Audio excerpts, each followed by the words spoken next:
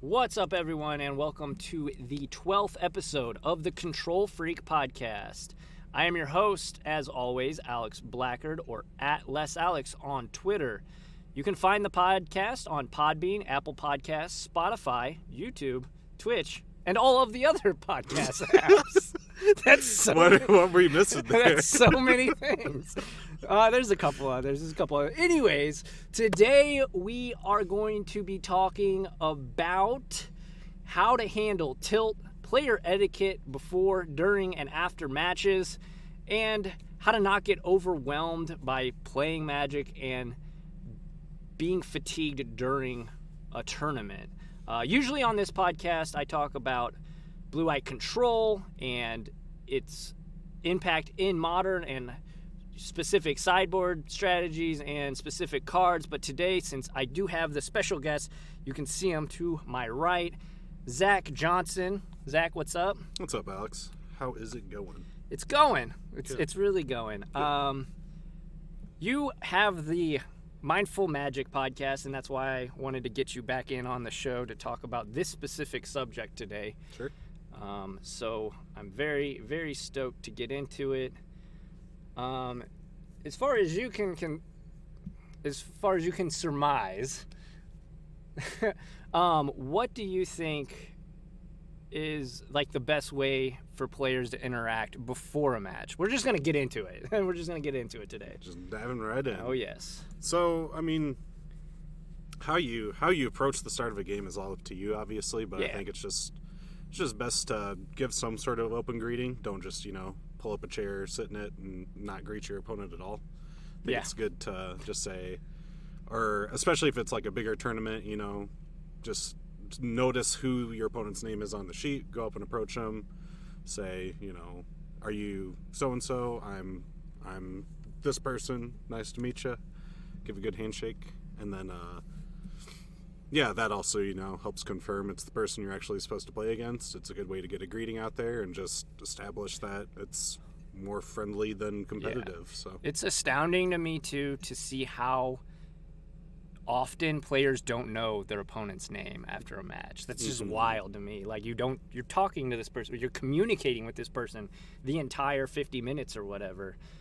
Especially if you're watching this podcast, you're using all 50 minutes of that time. Exactly, yeah. Being the control players that we are. But, yeah, just be cordial at the very least. That is my biggest thing. Before I sit down, I always just, like you said, go, know their name.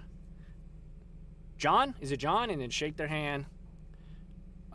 Which kind of moves us into the other thing is, what do you think about handshake? This is actually something that one of the big MPL members was like, took a hard stance, like you should never shake hands.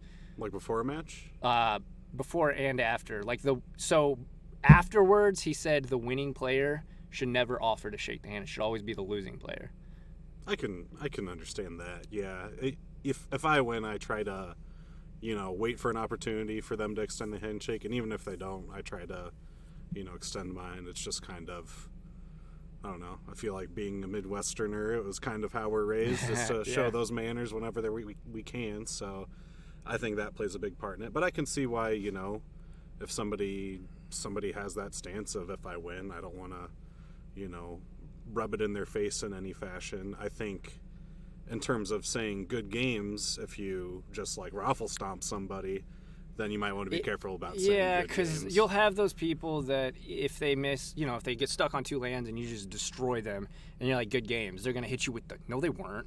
Rightfully so, I think, to an extent. But, like, it's about trying and going that next step to be kind, right? Mm-hmm. And that's what it is to me.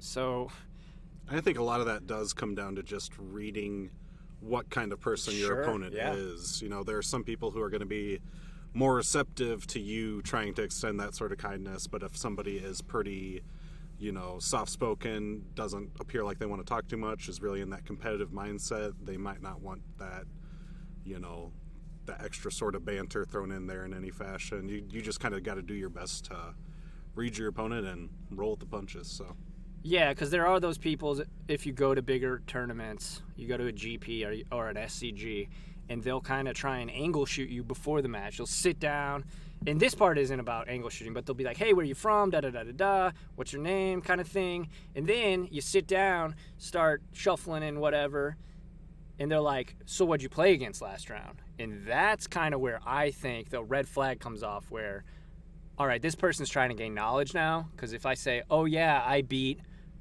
Burn, or I beat Company, right? Or if I lost to Tron, these are all bad matchups for blue-white, or vice versa, bad or good matchups. And then they're trying to gain knowledge. And so that, I just kind of red flag, I like, hit the brakes.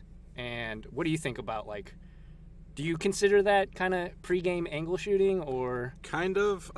You can kind of tell who's... Well, most of the time, I feel like you can kind of tell who's using it as a way to break the ice. Yeah. Yeah, Mr. Spike Boy. They're a little more schmug seaman or anything like that. But I usually only ask those questions if it's a more, like around here, like a more casual event around the base. If I know the person, if I already know what deck they're playing, what does it matter, But yeah, I certainly agree with that. Know when the appropriate times are to ask any sort of question that would involve gaining knowledge, even if, like you said, it is something that doesn't reveal your deck but might reveal good matchups, bad matchups. And then, so with me, they can take that information that you told them, oh, I lost to Tron, and then I go turn 1 island, and they're like, probably playing a blue control deck, because it is pretty well documented control struggles against the big mana decks. Sure. I don't know. That's one thing that really gets me, is if I can tell you're Mr. that guy, and you ask me that question, I wish I could play against myself too. I wish I could see how I act. Yeah, I have, and I'm sure you do too. I'm sure everyone does, right? Has like this idea of how they are as a Magic player, but like, I don't know. It's just, that's something that I really wish I could do. I think we could all use, some perspective. Just really. A tournament where we all have a camera put on us the whole time and just realize how we are. Because even though I'm doing this podcast on etiquette or something, I don't want to pretend that I've 100% been, a good guy all the time and I've reacted well. I've gotten tilted and been rude, and I've learned from it, but. Yeah, I mean, I think everybody's human, right? Yeah, and it's worth talking about. So that's another good thing to put a disclaimer out there, that we are certainly no gurus on the subject, but it's worth being talked about, and I think more people, should talk about it. So, what was our topic again? Oh, just seeing yourself play. And sure. Like, how do you see yourself as a Magic player? Like, do you think you're... I think overall, I like to think of myself as a pretty positive, friendly guy, but I'm sure I've had moments of just being like, probably what I struggle with the most is being like a toned down winner, or I am can be a sore winner, I guess. Sure. And just like finding a way to tone that excitement when I win.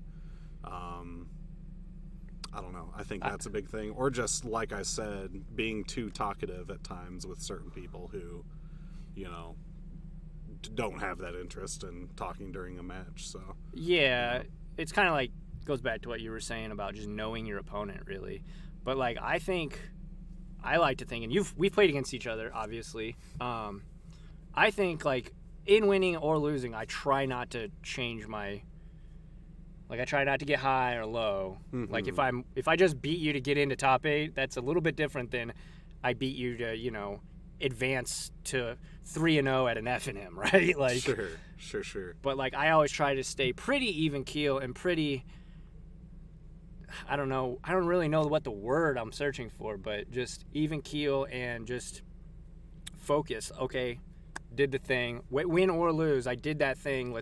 Because you want to erase the loss. You don't want to get tilted. You don't want to take that tilt into the next round, but you also don't want to take that high, excitement into the next round too. You need to don't want to get too cocky over it. Yeah. It's kind of like, what do folks say about like not keeping a certain mulligan because it worked out for you one game? Like, just being consistent with how you approach things, I think, is definitely huge, and just that that goes along with avoiding tilt, is just trying to not let your emotions get the best of you during a match. Whether, I think you definitely want to savor those good moments. Oh, definitely.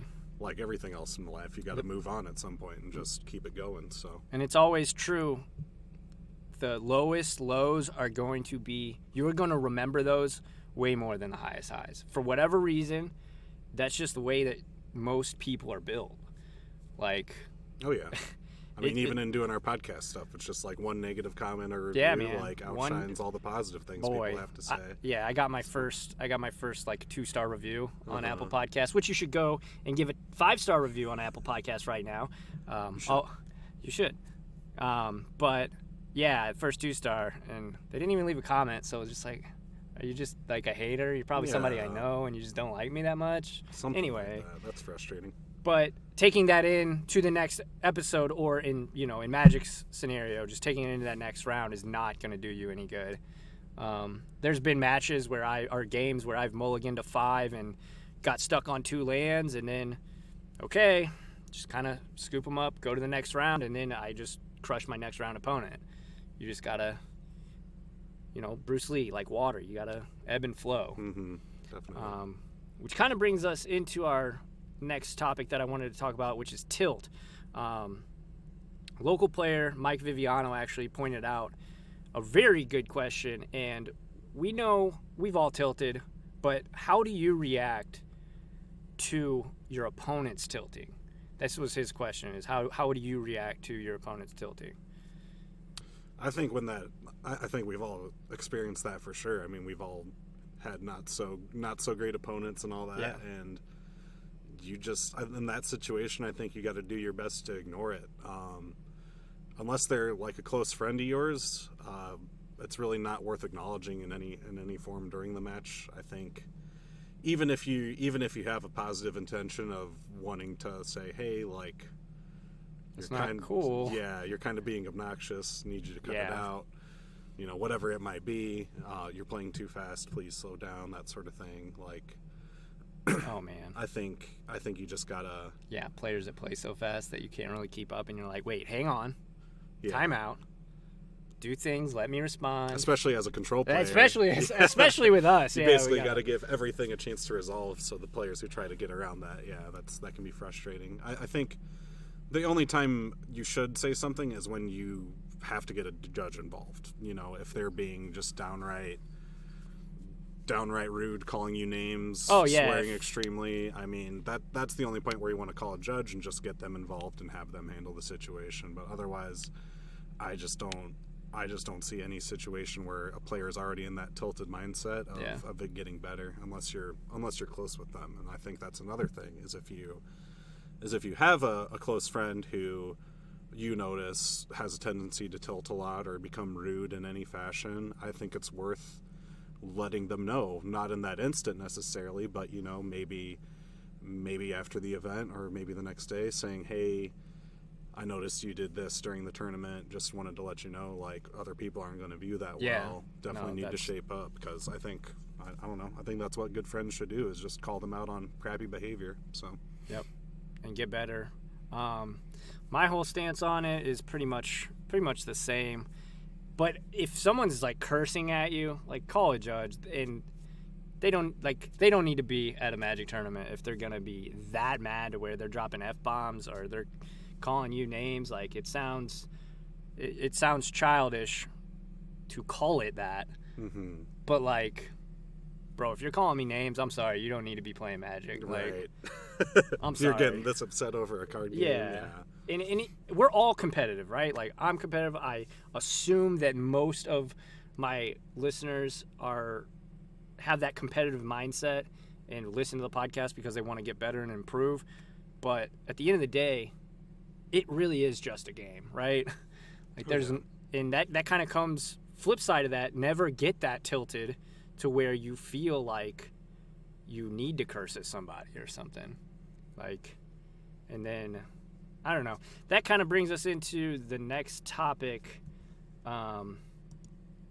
which is just feeling overwhelmed by Magic, right? Because I know a lot of people, myself, yourself included, have put in a lot of time, money, effort, just all of that into this game that we love. And it can, you rattle off 4 or 5 poor performances, especially if you're going to MCQs, if you're going to IQs or GPs or even SCGs. Like, that can take a huge toll on you. Oh, yeah. So how do you kind of help mitigate that problem of trying not to stay overwhelmed? I mean, yeah, just last week, I think I approached you and said I'm probably going to take a big break from Magic. So, yeah. And I'm just going to, do it in moderation now. But yeah, that's definitely worth being talked about, because it's just so easy to get burnt out on any hobby. And I mean, as far as video games go, it's very rare that the same person plays the same game for longer than a year. So the fact we're playing this game, I mean, some people for 25 years. 25 plus years. I've been doing it for about 3 years now, and I feel burnt out on it at some point. So I think it just goes with saying everything in moderation. And even if you are trying to practice and do your best and grind to get to that pro tour and just all that, recognizing if you are getting to a point where it feels more like work, it feels more like a job, you just find yourself not enjoying a tournament even after a win, then it's time to take a step back. And if you get like second and still, you get second at an IQ, you win, $300 or whatever, but you didn't get that first place, and you're still really upset and you're down in the dumps, that might be a red flag as to say, well, maybe it's time to hang it up for a bit. Maybe start focusing on other parts of your life, because it is a game. It's just a game. That's one thing too that you rattle off a couple, even at weeklies, right? You go to F&M, or we have Monday Night Modern, we have Tuesday Night Modern. Basically in St. Louis, if you want to find a Magic tournament, you can find a Magic tournament on any day of the week, including the weekends, which is insane. There's so many awesome stores in the area. Just take a break, take a night off if you're one of those like players that just plays paper Magic all the time, or even on Moto. That could be I assume. I just started playing Moto again. Boy, that would be so hard to just, because you want to get over that slump, right? You want to get over that, like maybe you rattled off 3 losses in a row. You're like, okay, I got to do the next one. If you lose again, you're like, oh, it gets so much. Yeah. You start getting real. You just dig that hole. And I could imagine that there are people out there, and I could see it if it happened to me. If I rattled off 4 losses in a row, I'd be like really mad, but probably need to just take it back, hit pause, focus on something else, because like you said, Magic is Magic. It's always going to be the same. You start at 20 life, you draw 7 cards. It's not like a video game. Oh, yeah. You can't just switch.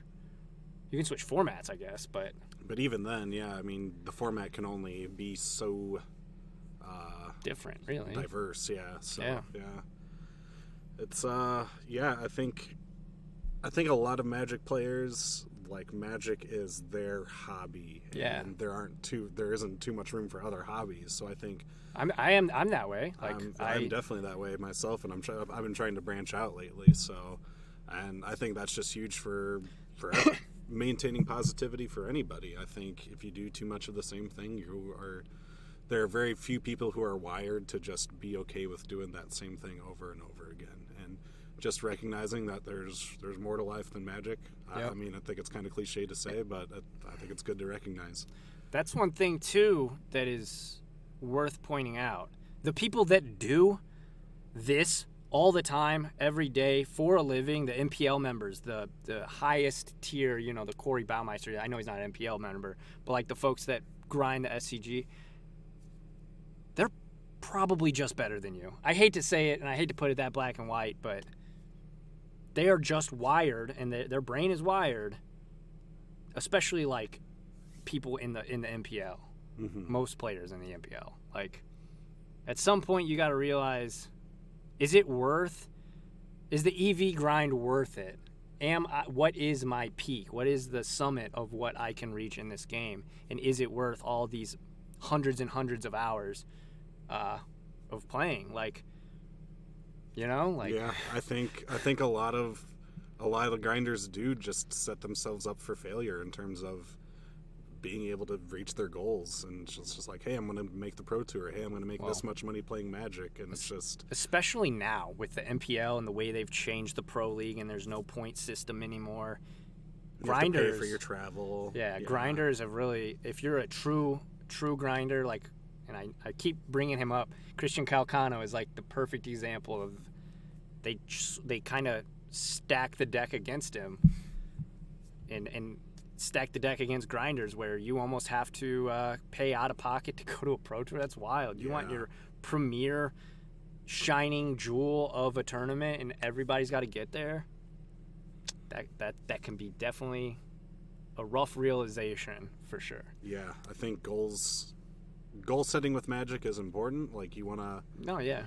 We all want to win, obviously, but I think you also got to be realistic with it and recognize that at a SCG Open or a Magic Fest Grand Prix event, you're probably not going to be the best person in the room. And you should certainly make those goals to be better, but within a certain point.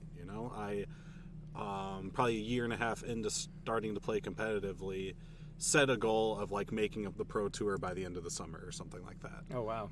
How'd that go? It didn't go well. I was placed 9th at so many PPTQs. That's the worst. Yeah. So, and I just spent way too much money traveling for those entry fees, and sometimes you'd come back with booster packs, but rarely would the contents of those booster packs pay for what you were doing. Yeah. And very rarely do they pay out like even cash. Most places don't even pay out cash in the old PPTQ system. It was like, you got first, here's a box, and your invite to the RPTQ. Sure. Yep. Exactly. Yeah. I had 1 year where I think I flew out to 3 different events, and oh wow. I could definitely not afford it at the time. I made it work, but I definitely could have saved for more important things and all that. So for those big events, unless you're... So is that... Sorry to interrupt, but is that... Talking about what we talked about earlier in the cast, is that one of those moments where now you'd be like, hold on, brakes. Yep. Maybe I did have that moment. Maybe I should be re-examining my priorities and not be spending, hundreds of dollars for a plane ticket to go to wherever you went. Exactly. Yeah, I definitely pumped the brakes in that moment, and I think I had... What was it? I had just bought into Burn and stuff, so spent money on a Modern deck too. It was just a lot of expenses going into Magic. So, it goes along with budgeting. I think everyone could benefit from better budgeting skills and just keeping track. Like, maybe if you have a life pad, like having a page in that where you just write down all your Magic expenses, whether it be for Friday Night Magic tournament entry or impulse buying some packs, just keep track of it, That maybe you don't need that third Jace the Mind Sculptor that is, blowing up Moto. Maybe you could make that a timely reinforcements. Much the budget here. Especially $100 in St. Louis. Yeah, Yep. timely reinforcements is an amazing Magic card. Cool. So one of the last things I want to talk about is preparedness for a tournament. Mike Viviano, again, shout out to him. Appreciate his feedback there on the Facebook post that I made. How do you prepare for a GP or for a SCG? Like, what goes into that? I think I definitely value a good night's sleep before a tournament. Yes. 100%. Especially if you're traveling. I've had tournaments where I tried to leave, like get up super early in the morning and travel for it. And that is the worst. Me and my buddy was home. He's in the Navy. He was home for the weekend. Mm-hmm. We're like, want to go to Memphis?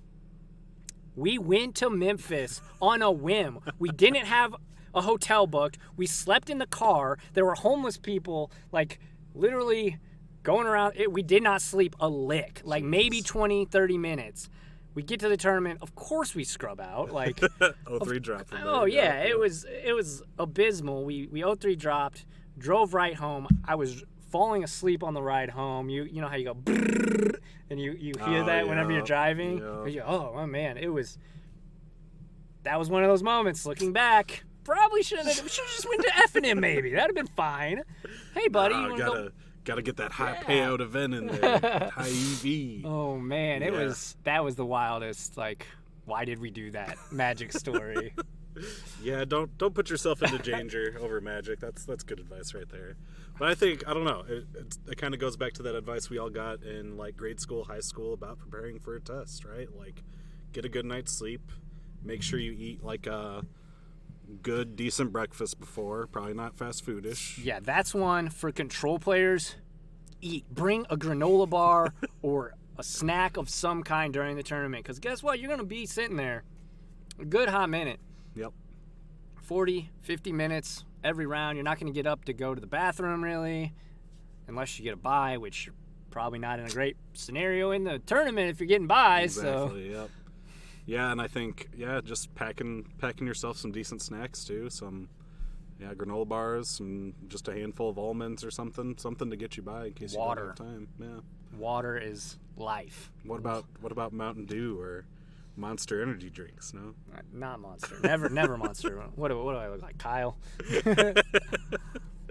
both just turned into Kyles, right? Nice. Spicy memes here on the Control Freak podcast. Yeah, and I think I agree with all that. But get your play testing in. Oh my God, so many players do not test enough. It's true. So we started a new thing in St. Louis. We go up to the shop and play Modern on Thursdays, and it was a great idea. Shout out Kevin Thomas. That was an excellent idea. But we did it the first week, and this is not testing. Like, we're just playing. Yeah. And so back in 2014 when I was really grinding and trying to do something, when I top 8'd the SCG, we had legit testing sessions where you had the whiteboard and the matchup breakdowns, and do testing and do not be selfish. What I mean by that is definitely don't angle shoot your buddy who's trying to get better. If they misplay, point it out and let them kind of rewind and play test. Don't play each other, play test with each other, not against each other, right? Help each other learn and all that. So yes, I think that's a great idea. Show sideboards. You brought in this, you took out that. I brought in this, took out that. Take a picture, check it out, because if your opponent or your buddy who you're testing with is a good player, chances are their sideboarding guide is going to be probably pretty close to what is going to be on the test, or the GP in this case. It is kind of like preparing for it. It really is. You said that, and I was like, yep, here we go. Yeah, and along with that, find a decent sideboard guide. If you're playing a certain meta deck, I guarantee you there's some sort of content creator out there who's made a good sideboard guide for your deck. So even if you have to pay for it, which is a huge thing on Twitter. I don't know if you saw that. Oh, really? Oh my God, people are losing their mind. People are losing their mind that they have to pay for sideboard guides. Oh, I mean, I forget who it was. Somebody tweeted, I think it was Ross Miriam. He said, "You don't dislike paywalls. You dislike I'm forgetting it. You dislike wall pay? You dislike capitalism." That's what he said. Oh. So yeah. But I mean, if that player's, made that content and they're trusted and you trust their word, what's $3 or $4? Right. There's got to be some sort of motivation to put that stuff out there. Yeah. Otherwise, you just keep that for yourself. So. Absolutely. Yeah.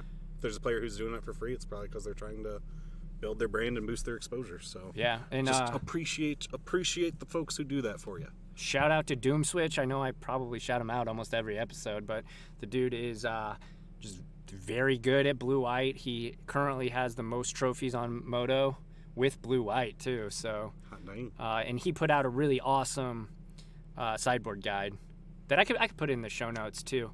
So yeah, check that out. Do you have anything else in terms of just fatigue during the actual tournament? You play burn though. You play Aggro. You play aggro decks, not always burn, but yeah, usually fast stuff. you- So I get you like lots your of lightning opportunities, bolts. lots of opportunities for breaks and stuff. But yeah, I mean during a tournament, if you end around early, I like to just take a lap around the convention center if I'm at a bigger event. clear your mind. Yeah, Step for sure. outside, maybe. For sure. I think walking around a bit does a bit more for you than just browsing around and looking at social media on your phone or something. Yeah. So I think that's huge. If you are at an event where your friends are at, keeping in touch with them between rounds. I think just talking out games with your friends, expressing why you thought you lost, and not just blaming it on luck, but constantly evaluating what you could have done better during a match. Yeah. I think that's huge. Don't be the whole I mulliganed to 5 so I lost guy, right? Yeah, we're playing a game with huge variance, and luck could go either way, and we all have those tournaments where we just get land screwed and we have to do all these mulligans, and sometimes games just don't go our way, but it's important to not let those losses get to you. Do what you can to clear your head if you do have just like the worst luck during a match. Just recognize it happens to everybody. So yeah, Definitely happens to everybody. That is one truth that I think a lot of Magic players do not acknowledge when they're in that like tilt phase. Right? Oh yeah, this only happens to me. I'm sure we've all heard that before. It's like, I'm the only Magic player with such bad luck. Karn on turn 3. Oh, of course. It's like, dude, that's what to mold a 5. That's what the deck does. I never win the die roll. Also, do even odd. Control players do even odd. Don't mess with high low. Do even odd. It's so much quicker. It's a time saver. It's so much better than, because if you tie, guess what? That's going to take another minute out of your time. Yeah. But yeah, everybody, do you have anything else? I've pretty much said my piece. Basically, don't get tilted. Everyone is in that place. Don't make your opponent feel bad for winning. Let them enjoy their win. As long as they're being respectful, you need to be respectful. I'll get off my high horse. Yeah, I can't think of anything else really. I mean, I think we all know what good etiquette is at the end of the day. It's just having that ability to remind yourself and not be that person, and just do your best to show kindness. Remember that we're all human beings playing this same game, and at the end of the day trying to have fun. So have fun about it, Oh yeah. Also, Greg Orange is 9-0, day 1 at the Grand Prix right now. The Citrus Assassin. The Citrus Assassin. Yes, let's go. Hope he wins it. Blue-White, I would love to see another Blue-White take down another GP. That would be super dope. But yeah, everyone, that's pretty much all we got. We wanted to cover just tilt and how to prepare and what to do during the tournaments. And yeah, hopefully you enjoyed the content. If you did, make sure to follow on Podbean and all of the other podcast apps. I'm on Twitter. Make sure to follow me on there. We can chop it up, talk some Blue-White, some Magic, or just share memes, whatever you want to do. Either way. And yeah. I'll give a shameless plug for my podcast absolutely real quick. Do that. So looked right in the camera too. I have a podcast called Mindful Magic. We are actually going to change that name because I found out there's another podcast with that name. It happens, man. I tell you what. But either way, for now, I am at MindfulMTG on Twitter if you want to come and stay updated there. I'm about to record an episode with Alex. Yep. Yeah. About to record an episode with Alex on the importance of balancing personal life and stuff like that too. So, but yeah, it's a podcast focused on mental health and wellness in relation to Magic. So if that interests you, please do check me out. So you all should definitely go back and check out episode 2. It was episode 2, right? With Joe? Yeah, with Joe Rowe. Oh yeah, such a good episode. That was, honestly, it's one of the not only best Magic podcasts I've ever listened to, it's one of the best podcasts because Joe's story, I don't want to spoil anything. Just go listen to it. It moved me. It really did. It did. Like, it did. Say that. And I giggled because I giggled the whole episode too. Yeah. Like, Joe's just a super funny dude and great storyteller. His perspective of it was beautiful, honestly. Yeah. Yeah. So, but yeah, everybody, again, thanks for hanging out and listen to us ramble about Magic the Gathering and how not to get tilted. Until next time, everyone, be kind to one another, Magic players. Have a good night.